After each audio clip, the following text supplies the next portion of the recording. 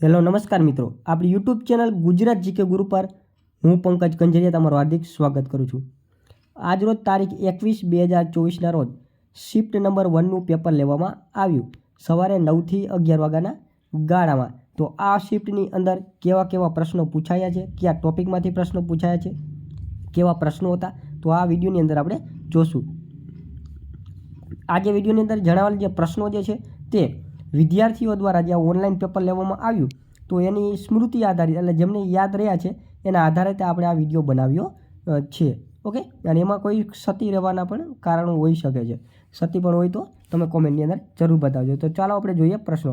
And video શરૂ કરતાં પહેલાં આપણી આ યુટ્યુબ ચેનલ ગુજરાત જીકે ગુરુ પર તમે નવાઈ ચેનલને સબસ્ક્રાઈબ કરી લો। વિડીયો સારો લાગે તો લાઇક કરો, તમારા મિત્રો જોડે શેર કરી શકો છો। તમારે કોઈ ડાઉટ હોય તો કોમેન્ટમાં જરૂર બતાવો। તો આની અંદર એક ક્વેશ્ચન એવો પૂછ્યો હતો કે 1972ની કઈ કલમ બંધારણ સાથે સંબંધિત છે। 1972માં એક બંધારણ સુધારો કરવામાં આવ્યો હતો, કદાચ એવું છે એમાં કે 1972ની કઈ કલમ નીચેનામાંથી બંધારણ સાથે સંબંધિત છે, આવો એક પ્રશ્ન પૂછવામાં આવ્યો હતો। પછી જો એનજીટીના દરેક શિફ્ટમાં એકાદો પ્રશ્ન તો કમ્પલસરી હોય, એક ગીર અભયારણ્યનો હોય। ઓકે, તો એનજીટીની સ્થાપના ક્યારે થઈ હતી એવો પ્રશ્ન હતો, તો 2010ની અંદર એનજીટીની સ્થાપના થઈ હતી। એનજીટીના વડામથકનો પ્રશ્ન પૂછે છે તો દિલ્હીમાં હતી। ઓકે, એનજીટીની અંદર કેટલા મિનિમમ સભ્યો હોય, કેટલા મેક્સિમમ સભ્યો હોય, એના હોદ્દાની રૂએ કોણ અધ્યક્ષ હોય, તો એવા બધા આમાં એનજીટીમાં પ્રશ્ન પૂછે છે। એનજીટીને દંડ કરવાની જોગવાઈ કઈ કલમમાં છે એનજીટી એક્ટના, તો એવી બધી આમાં આવા પ્રશ્ન પૂછે છે।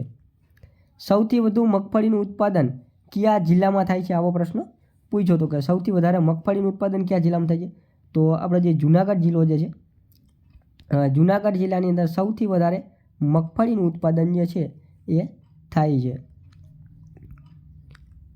દાબી શકાય નહીં તેવું શબ્દ સમૂહ જણાવો। દાબી શકાય નહીં તેવું એનો શબ્દ સમૂહ તમારે જણાવવાનો છે। ખૂટે નહીં તેવું શબ્દ સમૂહ જણાવો। ગુજરાતીના પ્રશ્નો છે, ખૂટે નહીં તેવું શબ્દ સમૂહ જણાવો। સિંહને કયા વર્ષમાં ગંભીર પરિસ્થિતિમાં જાહેર કરવામાં આવ્યા। સિંહ જે છે એમને કયા વર્ષમાં ગંભીર પરિસ્થિતિમાં જાહેર કરવામાં આવ્યા હતા।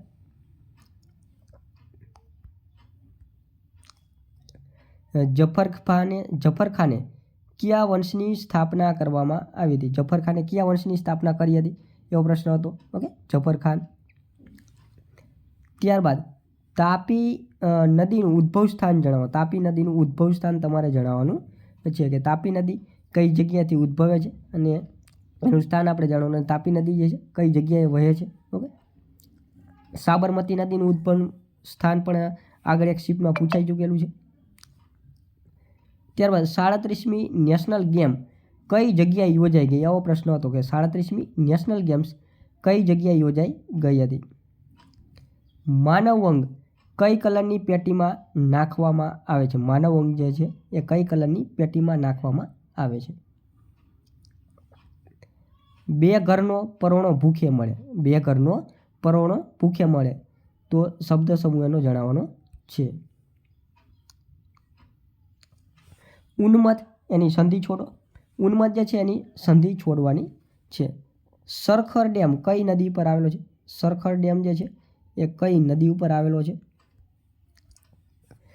પર્યાવલોકન એની સંધિ તમારે છોડવાની હતી। પર્યાવલોકનની સંધિ છોડવાની હતી।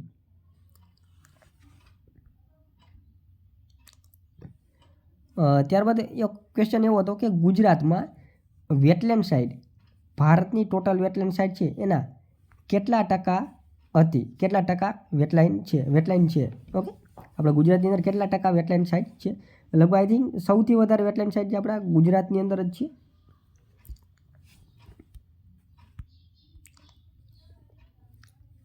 ત્યારબાદ એક ક્વેશ્ચન એવો હતો કે નીચેનામાંથી કઈ નદી ભારતની 12માસી નદી નથી, એવો પ્રશ્ન પૂછ્યો।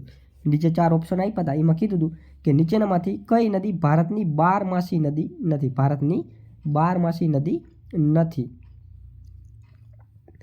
લાયન સ્ટેટ તરીકે કયું રાજ્ય ઓળખાય છે। લાયન સ્ટેટ તરીકે કયું રાજ્ય ઓળખાય છે।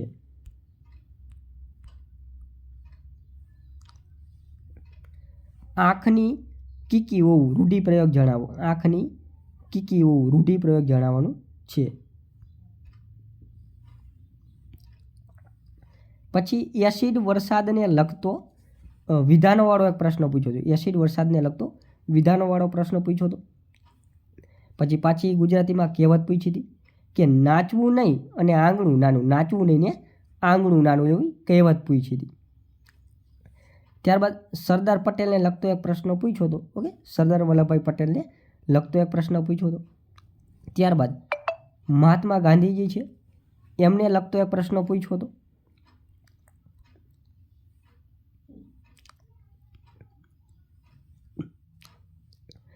વેસ્ટ બાયોમેડિકલમાં કયો કલર વપરાય છે? વેસ્ટ બાયોમેડિકલની અંદર કયો કલર વપરાય છે? એક પ્રશ્ન આવો પૂછ્યો હતો. ખેતીમાં યાંત્રિકીકરણ કરવાથી શું ફેર પડે છે? ખેતીની અંદર યાંત્રિકીકરણ કરવાથી શું ફેર પડે છે? એવો પ્રશ્ન પૂછ્યો હતો.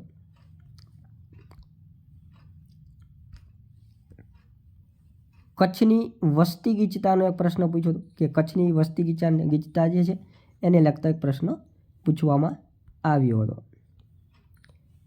પછી SDG એટલે કે સસ્ટેનેબલ ડેવલપમેન્ટ ગોલ 2023 સુધી કેટલા 17 સસ્ટેનેબલ ડેવલપમેન્ટ ગોલ જે છે એ નક્કી કરવામાં આવ્યા છે.